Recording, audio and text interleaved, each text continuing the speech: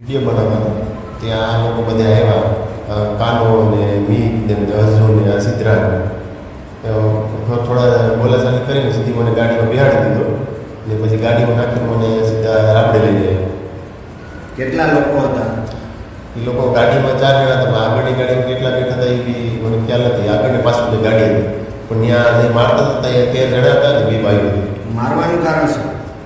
આગળનું એક મન દુઃખ હતું ને એક આ જે અત્યારે સોશિયલ મીડિયામાં મેં એક ખજૂરભાઈ પક્ષમાં એક બાજુનો ખુલાસો કરેલો હતો તો કીર્તિની વાંધો એવો છે તે એના કારણે આવી હતી.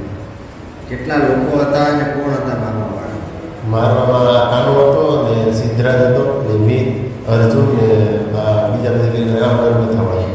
ક્યાં ક્યાં તમને માર્યા છે ને કેનાથી માર્યા છે? ધોકા હતી ને સરી હતી. હાથમાં મને સરી મારી, માથાના ભાગમાં માર્યું છે, મારા કપડાં કાઢી મને માર્યા. તમને લઈ જવાનું કારણ શું અને કોના દ્વારા બન્યું છે? વિડીયો કોલ થયા હતા, તમારા વાળ કાપવાની વાત હતી, શું હતી?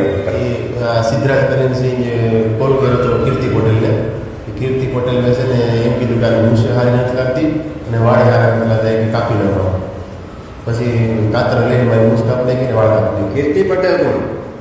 કીર્તિ પટેલ ટિકટોક સ્ટાર છે, બધી કહે છે કીર્તિ પટેલ સુરત. એને તમારા વાળ કાપ્યા? એને વિડીયો કોલમાં કીધું આ લોકો, પછી વાળ કાપી નાખ્યો.